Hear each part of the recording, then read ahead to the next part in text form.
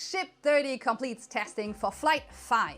What's left now? Starship Next Generation test tank undergoes testing. How did it go? The first tank section for Starship's Next Generation ship spotted. How is it different? Falcon 9 returns to flight after just 16 days. And a new sign of life on Mars? My name is Stefanie. Welcome to What About It? Let's dive right in. Let's start off today's news with a trip to the launch site at Starbase, Texas. This is the most advanced launch site on planet Earth and the home of the Starship rocket. Currently, SpaceX is preparing for the launch site for their 5th orbital flight test campaign. This involves repairing the orbital launch mount, which is the main structure that ship sits atop during a launch. So let's take a quick look at the process before we move on to other projects at the site. As always, the orbital launch mount has been seeing numerous repairs and upgrades, some unseen by the untrained eye. However, if we look at the orbital launch mount just a few months prior, we can see a big difference. After every launch, we've seen extensive repairs on this mount, except this time around seems like it may be the least. Currently, scaffolding remains around the deck or the uppermost part of the launch mount. This will be removed a few days before launch to give workers as much time as possible to perform any last-minute repairs or upgrades. The other step that we must see before a launch is the addition of a fresh coat of paint on the legs of the launch mount. This could happen anytime from now to the launch, but it will likely happen sooner than later, since Booster 12 has already static fired, and the launch mount isn't likely to see any more flames till liftoff. Once all of these steps are completed, the only thing left to do is stack and launch. What's the matter with the chopsticks though? If you don't know what I'm referring to, let me explain. These are the tower arms, nicknamed chopsticks. They close around the rocket in order to lift it. This is helpful when you're trying to stack the rocket, but it's also helpful when you're trying to recover the rocket, due to the fact that these metal beams can grab the booster out of the air, no legs needed. If you have been following us for a while, you'll know that Flight 5's goal is to catch and recover the super heavy booster for the first time ever. That means it's absolutely necessary for the chopsticks to function perfectly, or else we could see a giant rocket crashing into the pad. Currently, we've seen almost every part of the chopsticks moving parts replaced. Like most recently, some tiny piston. While not being too significant, goes to show that SpaceX is definitely serious about catching Booster 12 successfully. Work continues, but there's not much left now. Time to move away from Tower A and Flight 5 and have a closer look at the future of Starbase. Before we arrive at SpaceX's next generation launch and catch tower, known as Tower B, let's stop by Starhopper. This was the very first Starship test article to fly under the power of a single Raptor engine. The very first flight of a full-flow stage combustion engine. That's kind of a big deal. It now simply sits as a water tank with picnic tables beneath it. Nice retirement. We're not over here just for hoppy. We're over here to look at a new fence that SpaceX is installing. As you can see here, it appears to be a modular fence design, which seems far from permanent. SpaceX likely learned their lesson in building walls. With a Gateway to Mars sign, which they had to demolish a mere 6 months after it was built to make room for Tower B, this approach seems a lot safer, as it is removable if they need to use that space for something else, such as a tank farm expansion. This new fence is identical to the one that now blocks off the north entrance to the launch site. No need to ruin 6 months of good work this time. Now, you heard me mention Tower B just a second ago, so let's take a look at the progress over there, like I said we would. When we left off last time, the tower was 4 sections high, and as you can see from these pictures, it still is.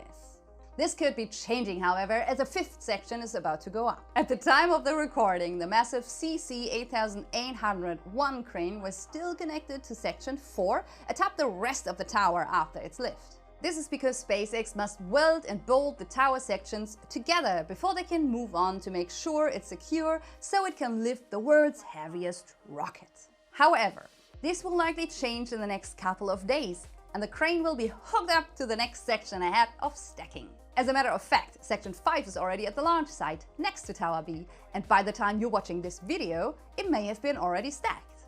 Moving over to the build site, we have some huge developments. Starting with Ship 31, the final Block 1 Starship and the ship that will launch on flight number 6. In the last episode, we saw this ship get all 6 of its Raptor engines rolled over to it in Megabay 2, where SpaceX was able to quickly install them. What's next for this ship? Typically, after a ship's engines are installed, the next step is to test them. Only Ship 31 is a bit different given its relative age. Instead of rolling Ship 31 over to Massey's test range to get its new engines checked, SpaceX rolled it to the high bay. More specifically, they rolled it to where Ship 30 used to be on the right side, where the heat shield work is done. For all of you that regular watch our episodes, you may remember that Ship 31's sister ship, Ship 30, recently underwent a major heat shield overhaul. This was done to upgrade its heat shield by adding a stronger heat tile and a backup ablative layer beneath. Ship 31 doesn't have those upgrades yet. Now that Ship 31 is over at the high bay, we will likely see similar upgrades happen, with crews adding scaffolding around the ship before tearing off its old heat shield and replacing it with a new one. Given that SpaceX now has experience with this, it hopefully should take less time than Ship 30. And given that we are still a couple of weeks away from Flight 5, this likely won't cause any delays. Ship 31's arrival at the highway was pretty big news, except the same night we saw some even bigger news, where Ship 31 used to be, Megabay 2. Ship 33, which will be the first Block 2 Starship, was rolled to the Megabay 2 for what appeared to be the final prep work of its payload bay. Over the past couple of weeks, we've seen SpaceX building the payload bay for this new chip, and now we've seen the first component of the fuel tanks. This Starship will change everything. Before I tell you about that, we've also looked into our channel metrics and over 2 million returning monthly viewers who have not subscribed yet. Help us improve the channel even further by double checking that you've hit that subscribe button so you don't miss our updates. And while you're at it, give us a like and become a wise supporter for exclusive SpaceX updates. With it, you get access to daily Starbase photo galleries, including satellite, aerial and ground photos of SpaceX's progress and countless other extras on top. And no matter how much you decide to give, everyone gets the same supported content and access. You decide what you want to give. Thank you so much! Back to SpaceX's new Block 2 Starship. On the night of the 26th, SpaceX rolled the forward dome of the methane tank from the Star Factory over to Megabay 2. It was then lifted onto the welding table, which welds sections together, meaning we will likely see the nose cone rolled over and stacked very soon. But since we were able to get a good look at this new Block 2 section, how does it compare to an older Block 1 section? What's the secret sauce? Secret sauce. What's the secret sauce? Thousand Island dressing. When we compare this section for Ship 33 to the same section used on Ship 31, we can quickly spot quite a few differences. The most obvious is the shape of the dome. SpaceX has been working on a new dome design referred to as an E-dome, which is more rounded and uses fewer parts and therefore fewer welds, which should increase its strength and reliability while decreasing its weight and complexity. Win-win. We've known about this change for a while, and now we've finally seen it implemented in actual ship flight hardware. We can also see that the dome has slightly changed locations, likely to accommodate the new shape. All of these changes are ones that we already know about in some form. However, there's one change that is quite surprising. It appears SpaceX has made even more modifications to the heat shield. If you look here, you can see what appears to be a miniature version of the heat shield tiles. This is quite surprising, as until now we've only seen one size of tile, and we believe that having larger tiles would provide quite a few benefits, such as ease of installation and maintenance. Only, it appears that in some situations a smaller tile may be preferable. This also does not appear to just be a test. If it were, we'd likely see something similar to what we saw on Flight 4. Where only a small number of tiles was replaced in non-critical areas. Ship 33 has an entire row of these newer, smaller tiles, and the location along a reinforced point appears to be important. Perhaps this helps to avoid tile cracking along a high-stress point, or maybe it's just a test and SpaceX is fine with risking a whole ship. What do you think? Let us know in the comments and let's see if we can solve this mystery together. Those aren't the only developments at the build site, as we also have 2 returning guests, Ship 30 and the Block 2 test tank. But wait, weren't those at Massey's for testing? Yep. So let's take a look at how that went. Starting with the next ship to fly on Flight 5, Ship 30. Felix mentioned in a past video, however, to clarify things, Let's go over it one more time. Ship 30, the ship that will fly on Flight 5, is currently located at Massey's after one of its engines was replaced. Ship 30 was already static fired before Flight 4, but because of that recent engine swap, it was safer to test its engines again. This is why it was moved to Massey's, because ever since the last Ship 30 static fire, all engine testing was moved to Massey's. So Steph, are you saying that Ship 30 has static fired again? As a matter of fact, yes! And it appears that the test went flawless. It seemed to last about 6 seconds, and on SpaceX's footage we can see that all 6 engines successfully ignited. Woo! SpaceX was also confirming that later on X. Normally, static fires are accompanied by the occasional loss of a tile from the extreme vibrations. But it seems that this time the heat shield survived, which shows that SpaceX is getting much better at the heat shield game. The tiles at the bottom of Ship 30 that you can see were already missing before this test, so they don't count. They don't count, I swear. After this test, SpaceX swiftly rolled it back to Megabay 2 at the build site for further work. No time to waste. Of course, Ship 30 wasn't the only guest at Massey's. What about the Block 2 test tank that is also undergoing testing? After being lifted into the Can Crusher 2.0, it appeared to undergo cryogenic proof testing. This is where the vehicle is filled with extremely cold liquid nitrogen to make sure it can handle the cryogenic propellants required for a launch. Then after the test, it was lifted out of the Can Crusher? Wait, no crushing, just a cryo test? Yes.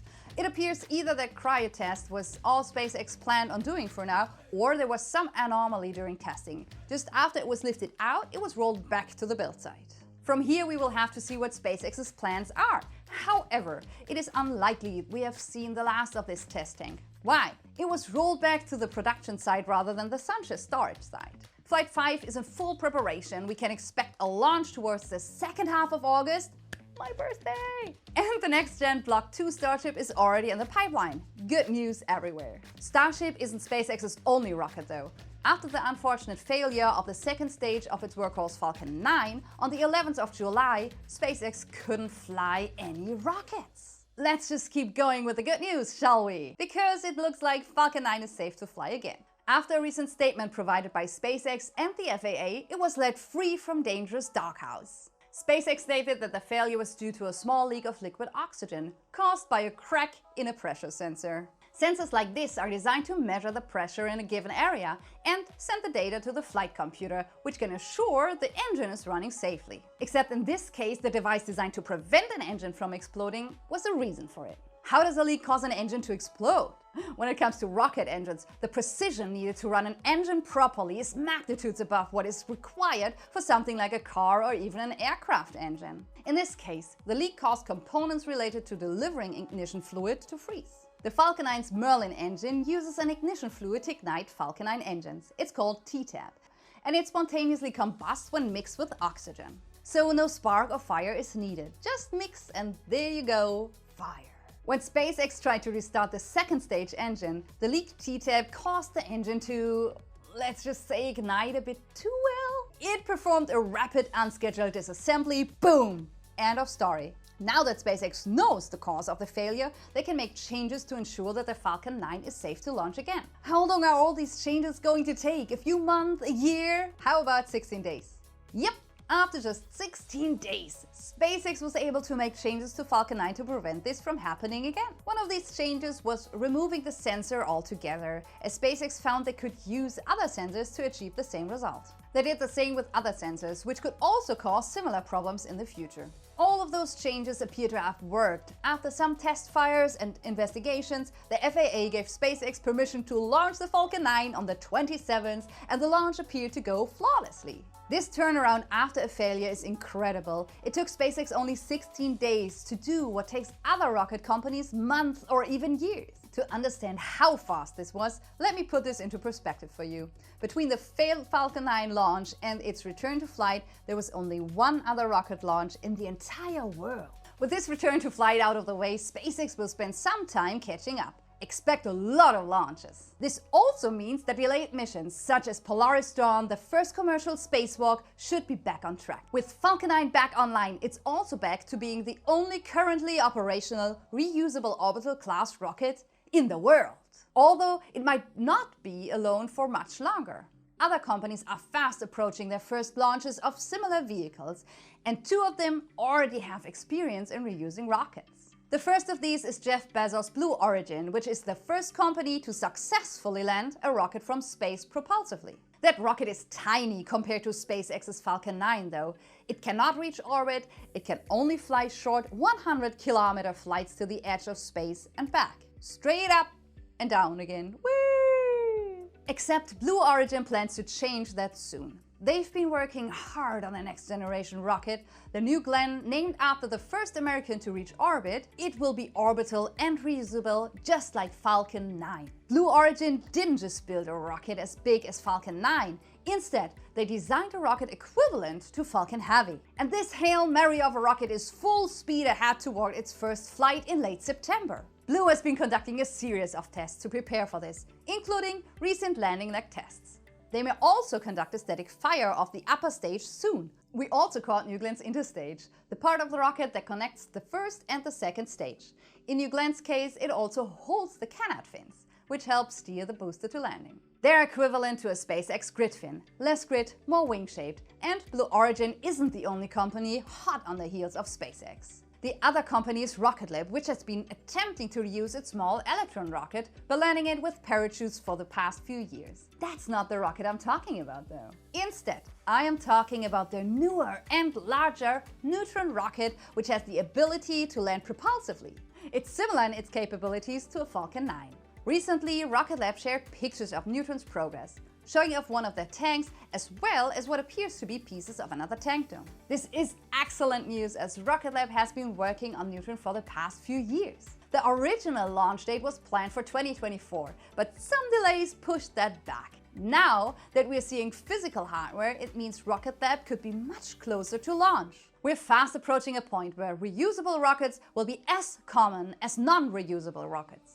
Let's take a quick look at yet another discovery that is taking place on Mars. This is NASA's Perseverance rover, the rover designed to specifically search for ancient life on Mars. Currently, the rover is located in the Jezero crater, searching for life in an ancient riverbed on the Red Planet. While no water flows through this bed anymore, evidence has confirmed that millions of years ago, water did in fact flow through this area on Mars. This makes it the perfect spot for Perseverance to search for signs of ancient microbial life, due to the habitable environment the water may have provided. Recently, Perseverance encounters something that perfectly sums up this mission. Perseverance is currently climbing the Neretva Vallis River as it makes its final trip up the walls and out of Jezero crater. As it did this, it came across a very interesting looking rock. The rock was nicknamed Chayava Falls after the tallest waterfall in the Grand Canyon here on Earth. This is a picture of the rock, and as you can see here, it is covered with these curious white spots outlined in black.